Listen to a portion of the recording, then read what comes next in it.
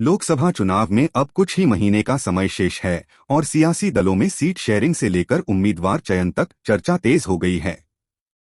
विपक्षी इंडिया गठबंधन के घटक दल अभी सीट शेयरिंग को लेकर मंथन कर रहे हैं। वहीं भारतीय जनता पार्टी बीजेपी के नेतृत्व वाले सत्ताधारी राष्ट्रीय जनतांत्रिक गठबंधन एनडीए में उम्मीदवार चयन की कवायद तेज हो गई है।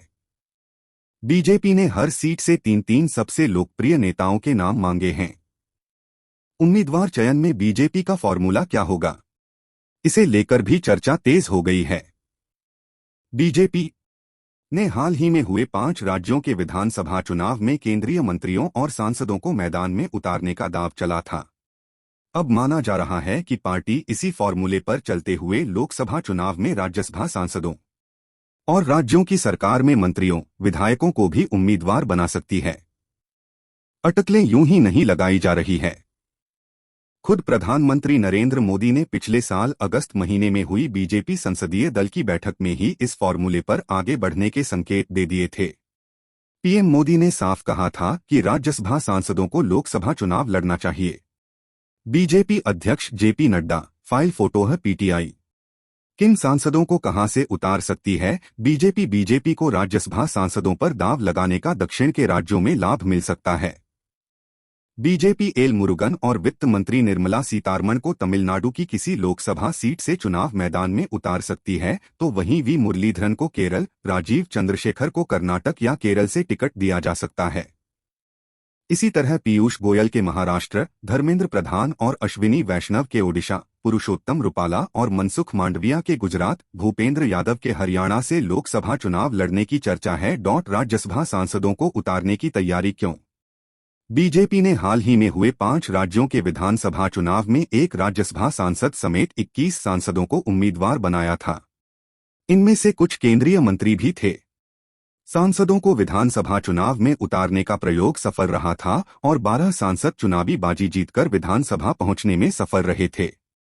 गैर बीजेपी सरकार वाले राज्यों दक्षिण भारत में पार्टी राज्यसभा सांसदों के साथ ही कुछ विधायकों पर दांव लगा सकती है। इससे बीजेपी को उन राज्यों में बड़े चेहरों को उतारने से अपने पक्ष में माहौल बनाने में मदद मिलेगी, लोगों तक पार्टी की बात पहुंचाने में भी मदद मिलेगी। निर्मला सीतारमण, भूपेंद्र यादव, धर्मेंद्र प्रधान, वी मुरलीधरन जैसे बड़े चेहरे जब चुनाव मैदान में उतरेंगे तो पार्टी को आसपास की सीटों पर भी इसका फायदा मिल सकता है।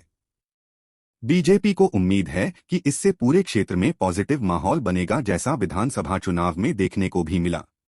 कमजोर सीट से बड़े नेताओं को उतारने के पीछे बीजेपी की रणनीति यह संदेश देने की भी है कि पार्टी पूरी गंभीरता के साथ चुनाव लड़ रही है। राज्यसभा के लिए बीजेपी का अघोषित नियम भी वजह है। राज्यसभा सांसदों को चुनाव मैदान में उतारने की तैयारी के पीछे उच्च सदन को लेकर पार्टी का अघोषित नियम भी वजह है। कुछ अपवाद छोड़ दें तो बीजेपी उच्च सदन में जाने के 2 से अधिक मौके नहीं देती। इससे राज्यसभा में नए चेहरे भेजने का रास्ता भी साफ होता है। बीजेपी ने 2014 और 2019 के लोकसभा चुनाव में भी इस फॉर्मूले का इस्तेमाल किया था। बीजेपी ने 2014 में अरुण जेटली को भी लोकसभा चुनाव में उम्मीदवार बना दिया था। वहीं 2019 में रविशंकर प्रसाद, स्मृति ईरानी को भी टिकट दिया था।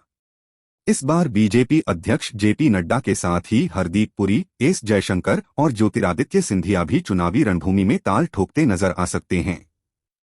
कई विधायकों को उतारने का भी है प्लान। बीजेपी ने जिस तरह से राज्यों के चुनाव में सांसदों को उतारा था, उसी तर्ज पर पार्टी लोकसभा चुनाव में विधायकों और पूर्व विधायकों को उतार सकती है। इस रणनीति के पीछे यह मैसेज देने की कोशिश है कि जिस तरह राज्य में नए चेहरों को जगह दी गई, उसी तरह कुछ नए चेहरों को केंद्र की सियासत में भी लाया जा रहा है। पार्टी इस तरह के प्रयोग पहले भी कर चुकी है। 2019 के लोकसभा चुनाव में बीजेपी ने उत्तर प्रदेश सरकार में तब मंत्री रही रीता बहुगुणा जोशी को भी उम्मीदवार बना दिया था और वह संसद पहुंची भी थीं। जल्द उम्मीदवारों का ऐलान कर सकती है। बीजेपी ने मध्य प्रदेश और छत्तीसगढ़ जैसे राज्यों में मुश्किल मानी जाने वाली विधानसभा सीटों के लिए फॉर्मूले का इस्तेमाल कर सकती है। इससे उम्मीदवार को प्रचार के लिए पर्याप्त समय मिल सकेगा और विपक्षी पार्टियों पर भी जल्द पत्ते खोलने का दबाव बढ़ेगा।